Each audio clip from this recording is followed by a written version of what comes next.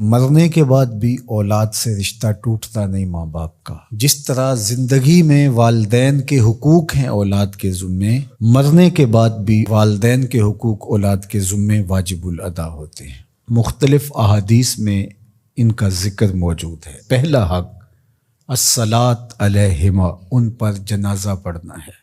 تجہیز و تکفین تدفین اس کے زمرے میں آتی ہے۔ وہ اولاد خوش نصیب ہے جو اپنے ماں باپ کا یہ حق ادا کر پاتی ہے، ورنہ ایسے بد نصیب لوگ بھی ہیں جنہیں جنازہ آتا نہیں ہوتا اور ساری زندگی لوگوں کے جنازوں میں جا کے رسم ادا کر کے آ جاتے ہیں، اور جب اپنے ماں باپ انتقال کر گئے تو یہ دھوکہ پھر ان کے ساتھ بھی انہیں کرنا ہوتا ہے۔ تو وہ کیا سوچ رہے ہوں گے کہ یہ ماں باپ کے مرنے کے بعد ان کا پہلا حق تھا جو ہم نے ادا نہیں کیا۔ دوسرا حق استغفار لہما، ان کے لیے بخشش کی دعا کرنا، مغفرت کی دعائیں کرنا، اے اللہ ان کی مغفرت فرما۔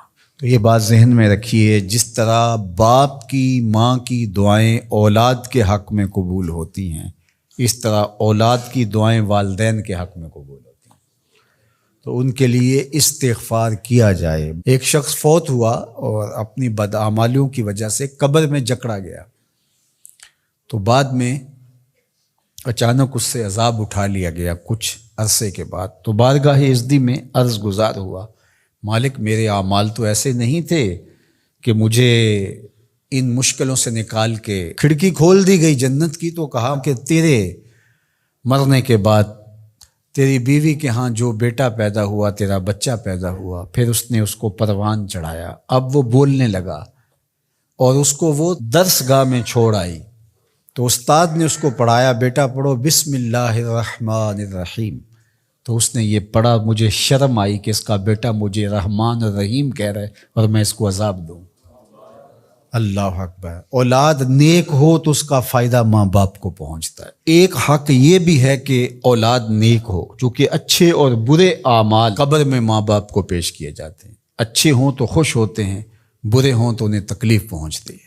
اس لیے ماں باپ کا مرنے کے بعد جو اولاد کے ذمے حق ہے، ان میں سے ایک حق یہ ہے کہ وہ نیک اور صالح ہوں تاکہ ان کو قبر میں راحت پہنچے۔ تیسرا حق ماں باپ کا جو اولاد کے ذمے ہے وہ انفاذ العہد ہے، ان کے عہد پورے کرنے، ان کے وعدے پورے کرنے۔ یعنی انہوں نے جو عہد کر رکھا تھا کسی وجہ سے پورا نہیں کر سکے تو اولاد کے ذمے ہے کہ وہ اس کو ادا کرے۔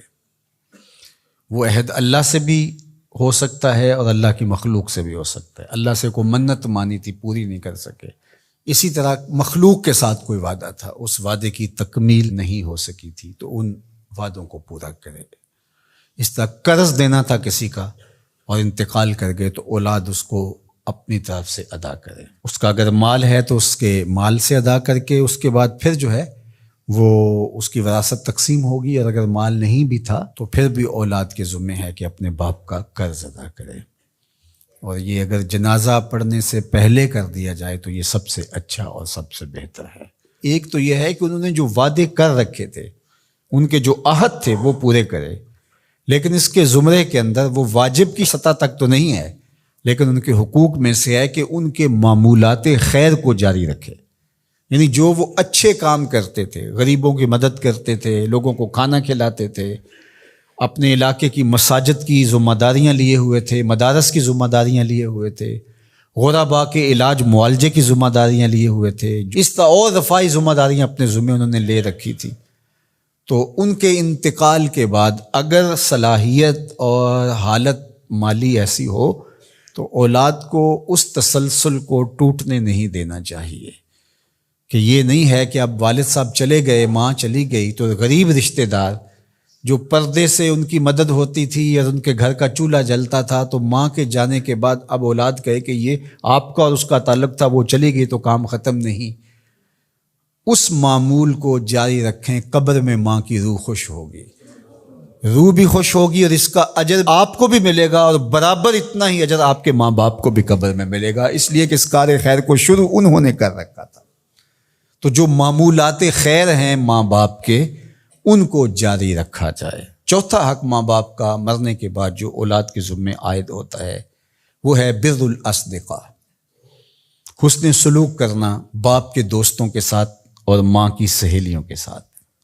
خالہ ماں کی جگہ پہ آتی ہے اور چچا باپ کی جگہ پہ آتا ہے، تو ماں کے انتقال کے بعد جو ماں کی طرف سے رشتہ داری کا سلسلہ ہے اس کو توڑ نہ دیا جائے کہ اب ماں نہیں رہی تو رشتے بھی ختم، اس طرح باپ نہیں رہا تو رشتے بھی ختم، تو ان کے ساتھ صلہ رحمی کی جائے۔ مرنے والے والدین کے حقوق کو کون ہے ایسا دین جو اس طرح بیان کرے گا؟ آج دنیا یورپ کی بات کرتے ہیں، وہ تو زندہ ماں باپ کو اولڈ پیپلز ہوم میں چھوڑ آتے ہیں۔ ایک ماں 10 بچوں کو پال لیتی ہے، 10 بیٹوں کو ایک باپ پالتا ہے، پھر 10 بیٹے مل کر ایک باپ کو نہیں پال سکتے۔ تو خوش نصیب ہیں وہ لوگ جو اپنے ماں باپ کی خدمت کو شعار زندگی کہتے ہیں۔